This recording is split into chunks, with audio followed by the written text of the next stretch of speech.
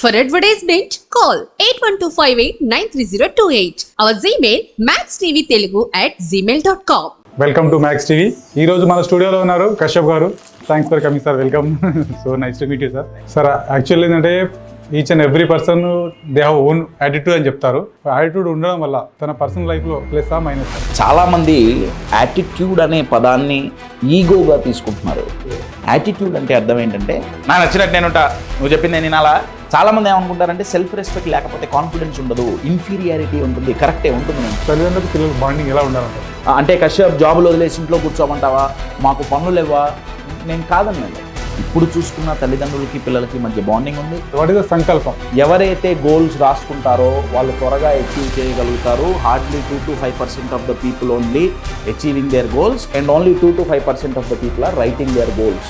కోపంలో ఉన్నప్పుడు, బాధలో ఉన్నప్పుడు మైండ్ ఎలా తీసుకోవాలి, మనసు ఎలా తీసుకోవాలి? నా భార్యలాగా కొన్ని వందల మందిని చంపేసావు, వాళ్ళ తలలను పగలగొట్టావు, నేను నిన్ను పగలగొడతాను.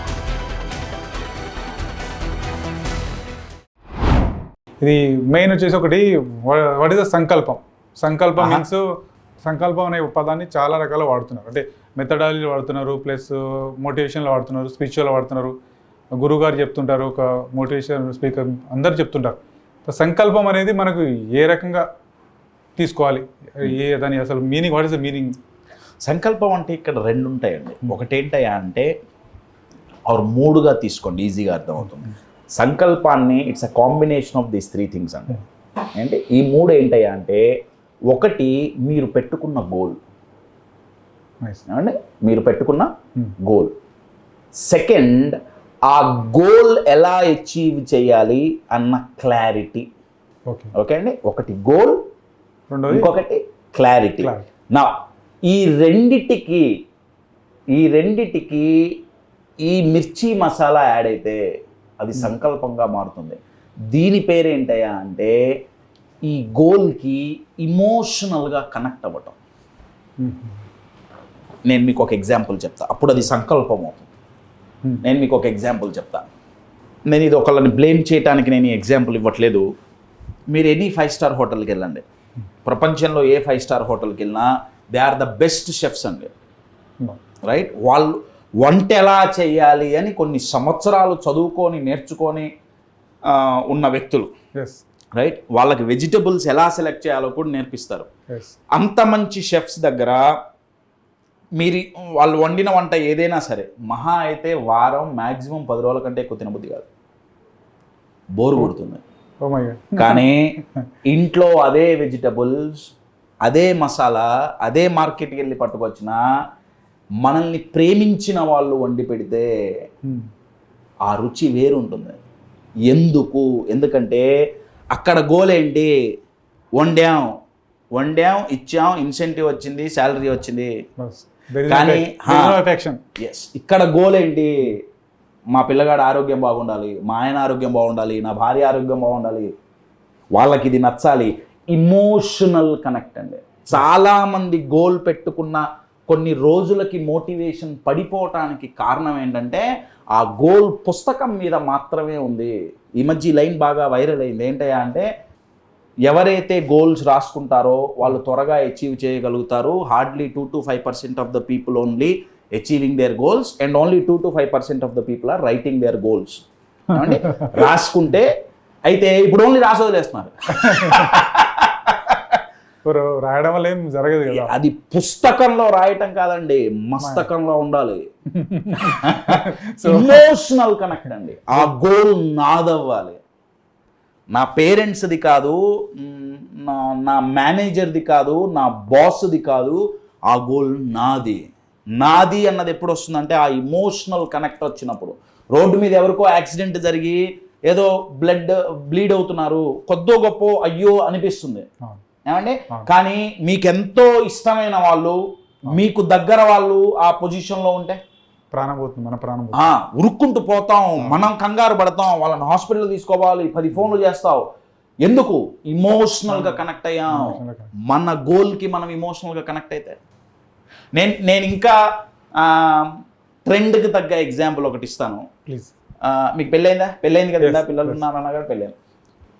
మీరు ఒక అమ్మాయితో ప్రేమలో పడితే, మీరు అంటే ఆయన గారు కదండి, ఎవరైనా సరే, ఇప్పుడు ఆయనకి ప్రేమలో పడే పర్మిషన్ కూడా లేదు పెళ్ళైంది కాబట్టి. అంతే. సో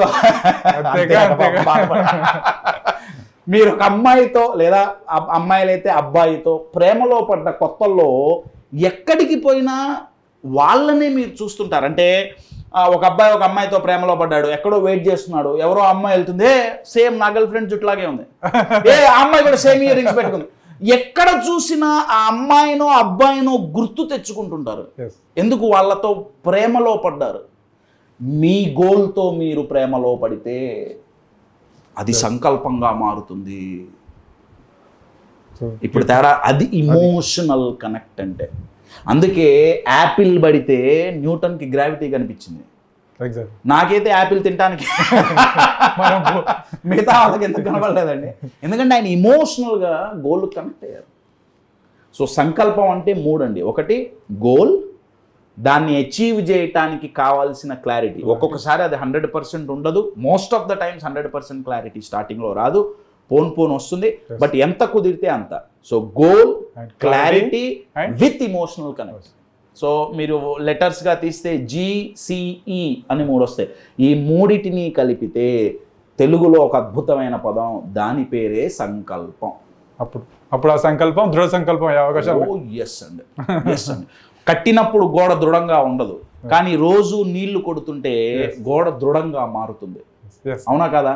సంకల్పం దృఢ సంకల్పంగా మారాలి అంటే ఆ రోజు కొట్టాల్సిన నీళ్ళు ఏంటయ్యా అంటే, రోజుకి ఇంకొంచెం ఎక్కువ ఇమోషనల్గా గోల్ కనెక్ట్ అవ్వాలి. ఇమోషనల్గా గోల్ కనెక్ట్ అవ్వటం అంటే, నేను ఈ గోల్ రీచ్ అయితే ఒకటి మానిటరీ బెనిఫిట్స్ అండి, అవి చాలా ఇంపార్టెంట్. అవి మనీ అంటారా, నేమ్ అంటారా, రికగ్నిషన్ అంటారా, నేను వద్దు అనను, అవి కావాలి. ఏమండి? అవి కావాలి. ఎందుకు కావాలి ఏంటి దాని గురించి మనం తర్వాత మాట్లాడుతున్నాం. ఇవి కాకుండా ఇమోషనల్గా నేను ఈ గోల్ రీచ్ అయితే నా లైఫ్లో ఎంత చేంజ్ వస్తుంది, నన్ను నమ్ముకున్న వాళ్ళ లైఫ్లో ఎంత చేంజ్ వస్తుంది, నేను ఇంకో 4 లైఫ్లో ఎంత కాంట్రిబ్యూట్ చేయగలను, ఇది ఇమోషనల్ యాంగిల్ అండి. మీరు దృఢ సంకల్పం అన్న పదం మాట్లాడారు కాబట్టి నేను ఒక అద్భుతమైన స్టోరీ, అంటే ఇట్స్ అ ట్రూ ఇన్సిడెంట్ అండి.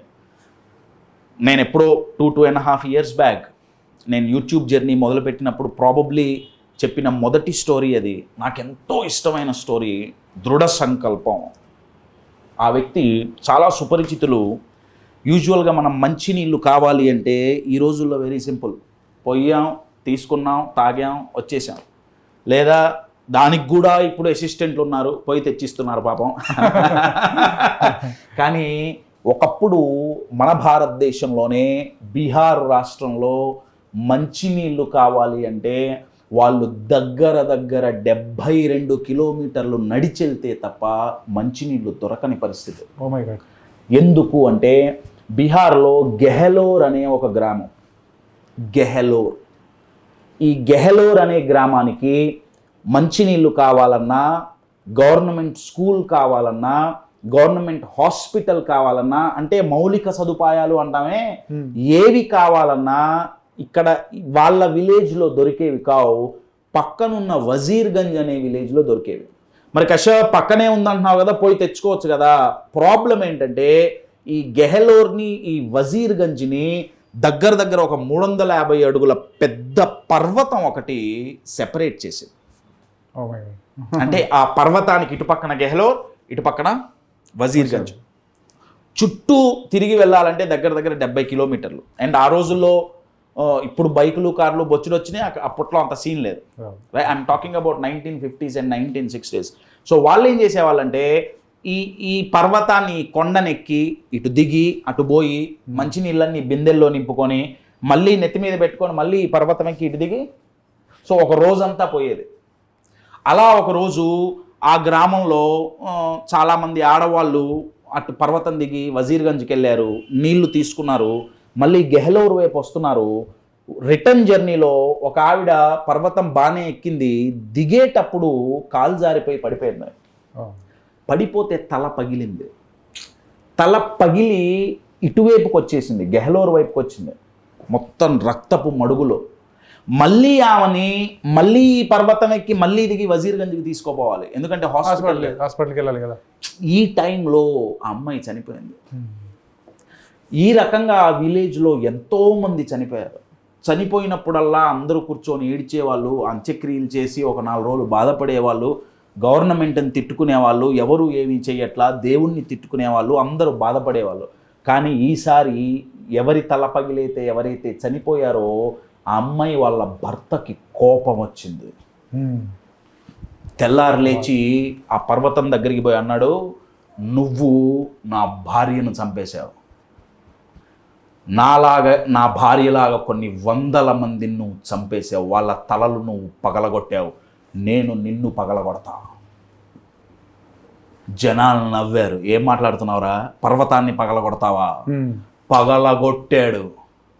1 కాదు 2 కాదు 3 కాదు, ఆ పర్వతాన్ని బద్దలుగా పగలగొట్టి 70 కిలోమీటర్ల దూరాన్ని 2 కిలోమీటర్స్కు పట్టుకొచ్చాడు. మధ్యలో ఒక రోడ్ వేశారు ఆయన, పర్వతాన్ని పగలగొట్టి. కాకపోతే అది చెయ్యటానికి ఆయనకి 2 ఏళ్ళో 3 ఏళ్ళో కాదు, అక్షరాల 22 సంవత్సరాలు పట్టింది. 22 సంవత్సరాలండి. జాబ్ ఏంటి? పొద్దున్నే లేచి టిఫిన్ చేసి పర్వతం దగ్గరికి వెళ్ళేవాళ్ళు. ఆయన గారు సుత్తి, గుణపం, ఓ తాడు పగలగొట్టి మళ్ళీ సూర్యాస్తమయానికి ఇంటికి వచ్చేవాళ్ళు. కొన్ని రోజులు, కొన్ని నెలలు గడిచిన తర్వాత ఆయన పర్వతం దగ్గర నుంచి ఇంటికి వస్తుంటే అందరు లైన్లో నించునేవాళ్ళు. ఆ విలేజ్లో రాళ్ళు పెట్టి కొట్టారు అతన్ని. పిచ్చోడు, పతిని మరగాతో పాగల్ హోగయా, భార్య చనిపోతే పిచ్చెక్కింది, పర్వతాన్ని పగలగొడతాడట. 22 సంవత్సరాలండి. దీని గురించి ఒక ఆర్టికల్లో ఏం రాశారంటే, తాజ్ మహల్ కట్టడానికి 22 ఏళ్ళు పట్టింది, ఈయన పర్వతాన్ని భేదించటానికి కూడా 22 సంవత్సరాలు పట్టింది. తాజ్ మహల్ ప్రేమకు చిహ్నమైతే ఈ పర్వతం కూడా ప్రేమకు చిహ్నమే, ఎందుకంటే తన భార్య కోసం చేశారు. ఆయనకి మౌంటైన్ మ్యాన్ ఆఫ్ ఇండియా అని బిరుదిచ్చారు. ఇప్పుడు లేరు, one and only legendary Shriman Dashrath Manjhi. Great person. Oh yes అండి, 22 సంవత్సరాలు దృఢ సంకల్పం. ఇందాక మీరు అడిగారు కదా, చదివారు కదా, దృఢ సంకల్పం ఎక్కడి నుంచి వచ్చింది? పగలగొట్టడం, ఆ పర్వతం పగలగొట్టడం. కంపెనీలో మేనేజర్ ఇచ్చిన జాబ్ అయితే పగిలేదు కాదండి, అది 200 సంవత్సరాలు పెట్టింది. 200 ఏళ్ళైనా పగిలేదు కాదు. ప్రాజెక్ట్ రిపోర్ట్లు వస్తుండేవి, ఇంకా ఎక్కువ డబ్బులు ఖర్చు పెడుతుండే వాళ్ళు తప్ప. ఇమోషనల్ కనెక్షన్ అండి, ఆ గోల్ నాది. అది కూడా తను మీరు అన్నట్టు డే బై డే తన సెల్ఫ్ మోటివేషన్ వల్ల ఆ దృఢ సంకల్పం అలా ఉండి 22 సంవత్సరాలు చేంజ్ చేయగలిగిన. మాట్లాడండి 22 ఏళ్ళు అంటే. నేను ఈ స్టోరీ విన్నప్పుడు, నాకు తెలిసినప్పుడు, నాకు మా బాస్ చూపించారు. ఆయన ఆ రోజుల్లో పేపర్లో పడితే ఆ కట్టింగ్స్ పెట్టుకొని ఇంట్లో అతికించుకున్నారు ఆయన. నేనేదో ఇట్లనే ఒక క్వశ్చన్ అడిగితే ఆ పేపర్ కటింగ్ తీసి చదవరా అన్నారు. నేను చదివి ఆశ్చర్యపోయా, ఎవరండి ఈయన అసలు, ఎట్లా? నాకు అప్పుడు నా వయసు 22 ఏళ్ళు కరెక్ట్గా. నాకు అనిపించింది అంటే నా జీవితకాలం అది, అంతేగా. జస్ట్ ఇమాజిన్ అండి, 22 సంవత్సరాలు ఒక గోల్ అచీవ్ చేయడానికి బట్టి అయినా మోటివేషన్ పడిపోలా, సపోర్ట్ చేసిన వాళ్ళు ఎవరూ లేరు. దాన్నే దృఢ సంకల్పం. అది కావాలి అంటే గోల్ ఒక్కటి ఉంటే సరిపోదు, క్లారిటీ కావాలి. ఒక్కొక్కసారి క్లారిటీ మిస్ అయినా ఇమోషనల్ గా కనెక్ట్ అయ్యావా, క్లారిటీ వచ్చేస్తుంది. ఈ 3 కలిపితే సంకల్పం. దాన్ని రోజుకి దాని ఇంటెన్సిటీ పెంచితే అది దృఢ సంకల్పం అవుతుంది. So nice sir.